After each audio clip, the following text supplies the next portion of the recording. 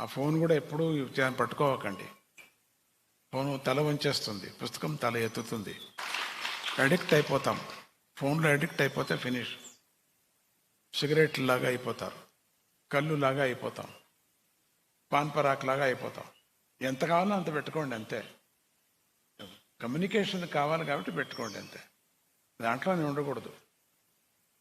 పోని ఉన్నారనుకోండి, పోని స్వామీజీ భాగవతమనం వింటున్నావా, అది వినాలా, అది వినండి.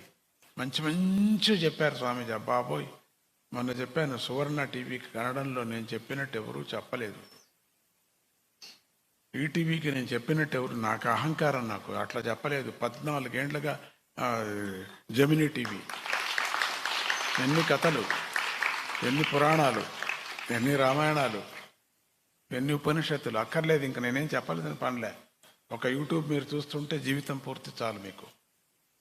ఇక నాకు సెలవు, ఇక నాకు. కానీ నాకు సెలవు తీసుకోను. నేను చెప్పాను కదా, నాకు ఇష్టం లేదు. జీవం ఉండేంత వరకు ఏదో చేస్తూ ఉండాలి, ఏదో కొత్తది. నిన్ననే ప్రసాద్ అన్నారు, ఇప్పుడు ఈ వయసులో ఏమిటి స్వామి, ఏదో చెప్పండి, నేను చెప్తే మీరు భయపడతారు. ఈ వయసులో ఏమిటి స్వామీజీ ఇది మీకు అన్నారు. అంటే ఏదో కొత్త ప్రాజెక్టు.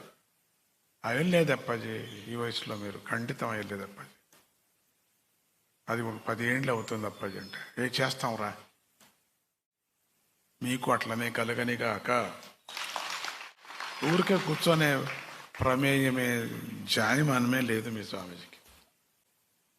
ఊరికే కూర్చుంటే గిల్టీ, ఏదో తప్పు చేస్తున్నాను అన్నట్టుగా. అవతారానికి తప్పు చేస్తున్నాను, ಮನುಷ್ಯಕ್ಕೆ ತಪ್ಪು చేస్తున్నా.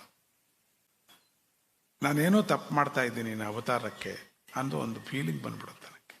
ಏನವೋ ನಾ ತಪ್ಪು பண்ணிருக்கு சும்மா உக்காந்த ஏதாரோ ஒன்று பண்ணணும், ஏதாரோ இந்த சரீரத்துக்கு ஏதாரு பண்ணணும், ஏதாரு இந்த உலகத்துக்கு ஏதாரு பண்ணணும். I want to do something work, I want to do something the creativity, I want to do something